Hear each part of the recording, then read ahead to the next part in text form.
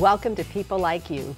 Mary Stutts is Vice President of External Affairs at Comcast NBC Universal.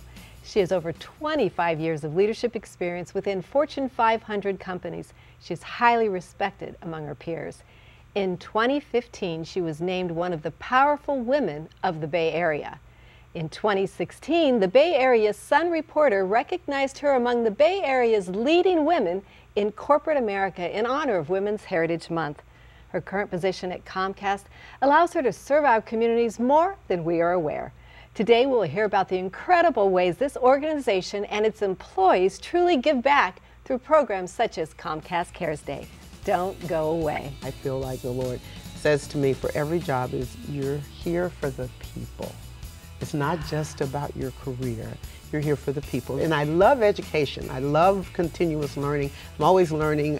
So that's why I think I've had a very successful career, because I love to read and learn and be exposed to new situations. But I've also done that on the spiritual side with learning, going deeper and learning about prayer and how to intercede for people.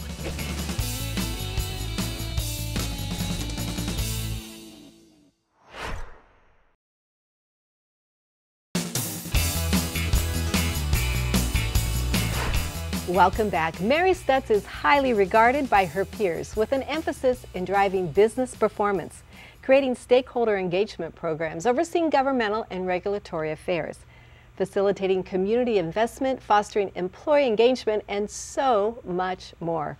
Her experience in leadership with companies such as Kaiser Permanente, Genentech, and Bristol-Myers Squibb is an asset in her current role as Vice President of External Affairs for California.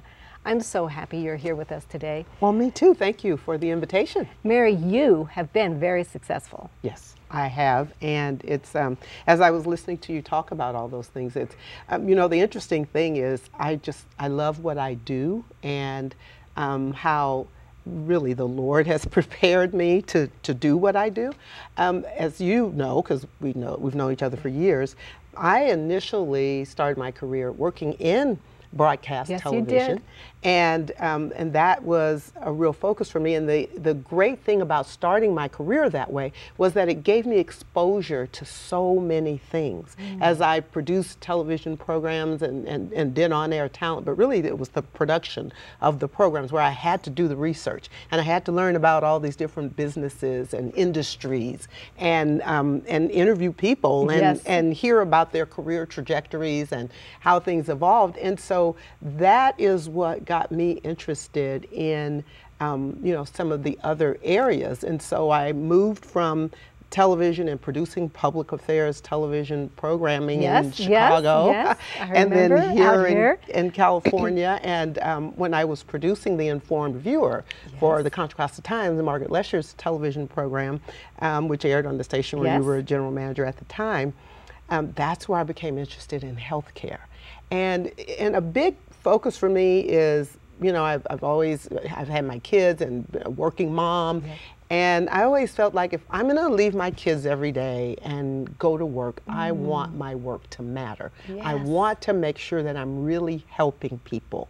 And so that has been the driving force for me with all of my career choices, the opportunity to help folks. So when I transitioned from broadcasting into the business sector, into corporate America, I did that going into healthcare with Kaiser Permanente, and still always kind of in that public affairs vein. So I've always had what I would call my bread and butter skill set, which is, you know, public affairs and PR and communications and government relations, and all those things are usually pretty linked together. And I just found that so fascinating to be able to give people healthcare information that's really going to improve their lives. Because when I was producing The Informed Viewer, you know, the whole goal was to provide current events to people who could not read, adults who were not literate.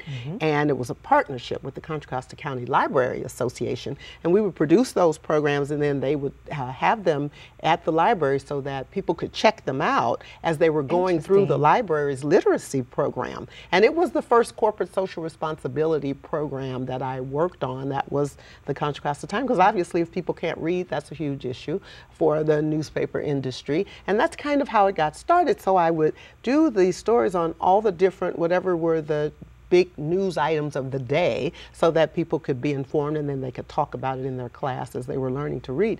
And the healthcare ones just always touched my heart so much. Yes. And the one that particularly touched my heart was, the story of the mom who could not read and her baby had an eye infection, and she took her to the doctor and got a prescription. And I remember. Because she couldn't read, she gave her the prescription orally because she was too embarrassed to tell the doctor she couldn't read, as opposed to putting it in the eye. And fortunately, the child was fine and survived, but that could have been a disaster.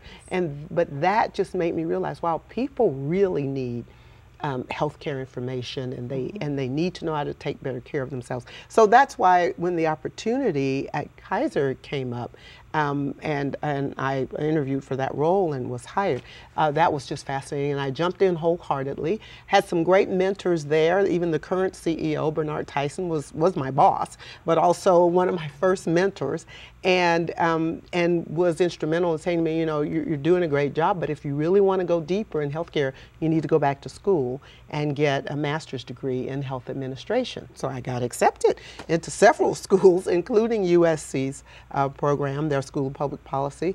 And so I started school, and I realized that I needed to move quickly to finish that program. And so I did that. I mean, I pushed through and I finished the program in 2 years. And interestingly, at the end of that 2 years, that's when I got a call from an executive recruiter about the global public policy and communications position that Bayer was recruiting for in Berkeley. And one of my classmates at the school told me about that, because while I was in school, that's how I became interested in biotech. You wouldn't have been ready had you I wouldn't have been ready if I had not finished in 2 years. I would not have been ready. So I was finished with my coursework, finishing up the internship, and I interviewed, and apparently what I didn't know was there were tons of people globally that they were interviewing for this job.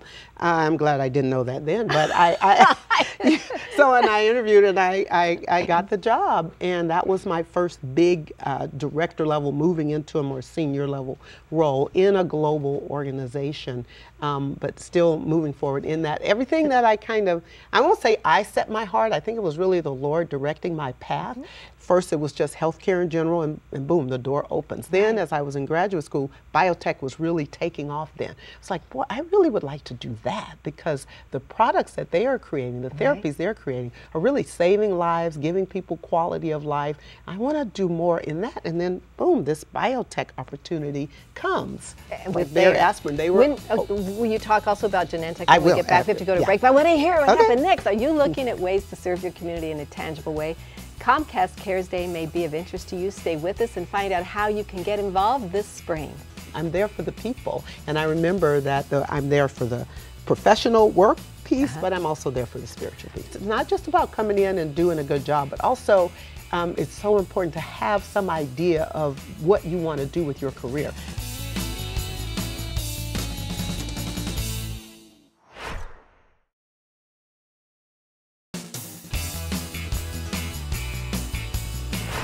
Welcome back. So Mary, you finished a master's program with a full-time job, a family in 2 years. Yes. And that led you to Bayer. What happened next? So Bayer was phenomenal. They were just entering into the biotech arena, and I was hired into that position, and it was fabulous. Just helping them launch a new business really is what we were doing. And I remember going to the first biotech industry conference with my boss, Dr. Wolf Busa, and I had to learn German. I mean, they had a German instructor on campus for us to help us when we went to Germany. It was fabulous. I mean, I've had a blessed career. But I remember going to the first biotech conference with him, and I said, my God, it feels like we're in Vegas.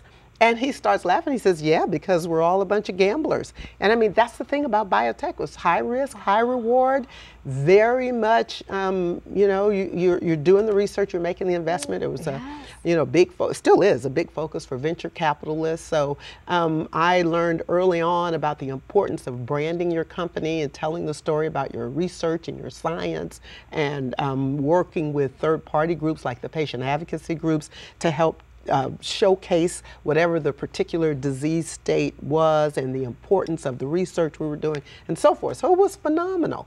But it was also very expensive, and after a while the company started to pull back on how much they were investing when they realized just how much they were going to have to do. And around about that time I was approached, I had been being approached by executive recruiters, and this is another thing I want to make sure people are trying to understand about career decisions. Just because you get a call from a recruiter or whatever doesn't mean that's the next big job for you, but that's why we need to be prayerful, but sometimes it is. And so I remember I had gotten several calls, at least 3 calls from recruiters about a position at Genentech, various positions there. And I always turned it down because I loved working at Bayer. I enjoyed what I was doing. I loved the global travel and the teams and the support I felt that I was getting.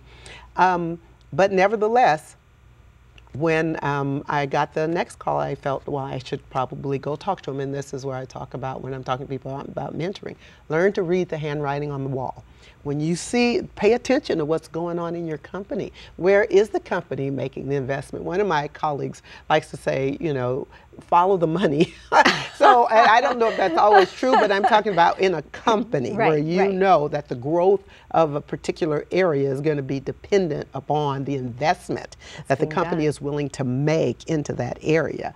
I do think you do need to pay attention to those things. But at the end of the day, I ended up applying for that job at Genentech as their director for their product communications and patient advocacy. And but for me, I realized that I needed that Bayer job in those 3 years there to learn the industry and get enmeshed in it, because whereas Bayer had 5 products in their pipeline, Genentech had 25. So the learning curve for me, I wouldn't have been able to do it if I had gone directly from Kaiser to Genentech. And so I worked at Genentech and Bristol Myers Squibb and became the senior vice president of the company. But at any rate, I had the opportunity then. I was contacted by a recruiter after some years. I'd left Genentech and done a couple of other jobs, but for the Comcast position. And I see this when I always tell people it was a culmination of everything, because it's Comcast, NBC, Universal. So all of my television background and broadcasting experience, as well as my work in the print media, but then also the work for Fortune 500 companies and the government agencies. It all just, it's like the perfect culmination of all of my skills, and that's why I love what I do. And your heart. Yes. Because at the base of it all, you have, ever since I've known you, you've had a heart for people. Yes. The individual person. That's right. Which is truly amazing. So you bring that everywhere you go. That is the other thing that helps me when I go to new companies, is I'm there for the people. And I remember that I'm there for the professional work piece, but I'm also there for the spiritual piece. Well, I hate to go to a break. There's so much to cover, but we will. When we get back, we'll talk more about Comcast and maybe ways our viewers can get involved. Absolutely. Okay, more when we return. Comcast Cares Day is the biggest community service program in the country. It's a variety of activities that our folks are doing to go out and show the community service and volunteer and give back.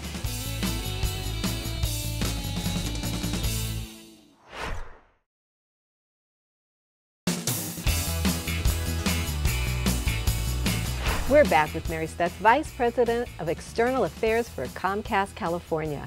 So tell us how Comcast NBC Universal is working in the community. Yes. Well, which I know excites you. It does excite me. And when I was being recruited for this role, as I was looking at all that the company is involved in, I was so thrilled to see their focus on community innovation and then the investment, not just in the community, but investment in the various communities and states and infrastructure and economies of all the different cities where we are. We are a huge contributor in California Comcast NBC Universal has almost 13,000 employees. Well, dating back to when we worked together before, yeah. Each city had their own system, right. a different name and a whole different headquarters, and that no longer exists. That's right. That's right. So it's all. So we have acquired a lot of properties. There are still a lot of competitors out there, but we certainly have acquired a lot of systems, and we've continued to invest in those systems. But everything that we've done as we transform ourselves into this media and technology company, this was the big thing for Comcast, and what we like to say, we're not just the cable company anymore. We really are a media and technology company. We purchased NBC Universal in 2011, and we are continuing to evolve in that vein and making sure that we call it symphony. We're like a conductor. You know, the conductor's power is not really in the conductor himself, but in the power that they're able to bring and pull together for all of the different players, right? And so that's a big focus of how we are doing our work. But we also are investing side by side in the community and closing the digital divide. And this was probably the thing that won me over more so. As you know, there is nothing that you can do today without the internet. Students have to have it, people have to have it to even purchase their health care, more and more to get educated.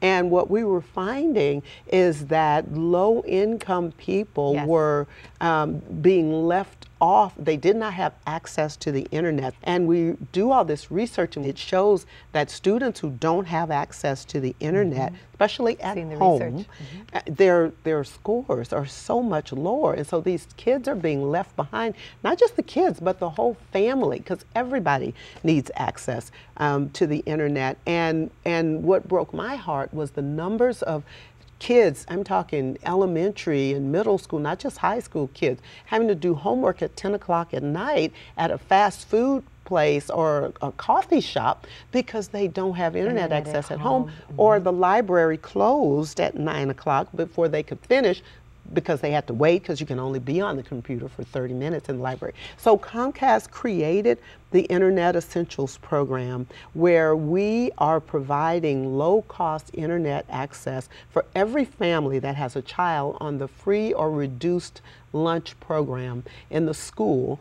And a lot of the schools, if they have more than a certain population of their students who are on the free or reduced lunch program, they automatically qualify, and we can get those families enrolled. So we are right now, we've enrolled over 500,000 families. That's 2.4 million individuals who now have access to the internet. Yes, because of this program that has only been in existence since 2011. And so, but the reason our program is so successful, yes, we do have they can get the internet monthly for less than $10. And one of the things that I've pushed since I've come is, for truly low-income families, $10 a month is still a lot of money, $9.95, still a lot of money. So we have what we call these opportunity cards now that we also give out at schools. It's like a prepaid card for Internet Essentials that we will give to students and families so that it's prepaid for so many months. And they don't even have to pay that just to give themselves a chance to get up and running. We also will give them, we do give away a lot of computers, but we provide internet-ready computers for less than $150 total cost as well. And there are a lot of other things you're involved in too. I think I have about 2 minutes left. Okay, so Comcast Cares Day is the biggest community service program in the country. That's where all of our 100,000 employees plus members of the community, schools. I was one. Yes. Community organizations. We go out and do fix-it type program. Sometimes we're fixing up the schools, the elementary schools with the family. Sometimes we are photos from my experience, and I was at a school in Oakland last year. Sometimes we're actually putting together internet labs for the schools. So it's a variety of activities that our folks are doing to go out and show the community service and volunteer and give back. And it is just phenomenal. And we're going to go to schools all over the entire Northern California area. And our employees are going to go there, and we're going to And viewers can get involved, right? It's open to the public, and absolutely. It's in April. It's always in April. It's always the last Saturday in April. And you can go to www.comcast to ComcastInTheCommunity.com and find out about CARES Day, as well as all of the things that we do. I got to wear this last Cares. year. It was so wonderful. We'll see some of the pictures. You know what I loved about what it said on the back? Yeah. Looking forward. Yes. Giving back. Yes. Mary, Looking that forward, speaks giving about back. you. Yes. Thank That's you. Mary Stutts. Yes. Thank you. Okay, so if people can look at that site and become involved in that, and we can find out more about all that you do. All the other programs, we have Leaders and Achievers. That's where we give college scholarships to the high school students.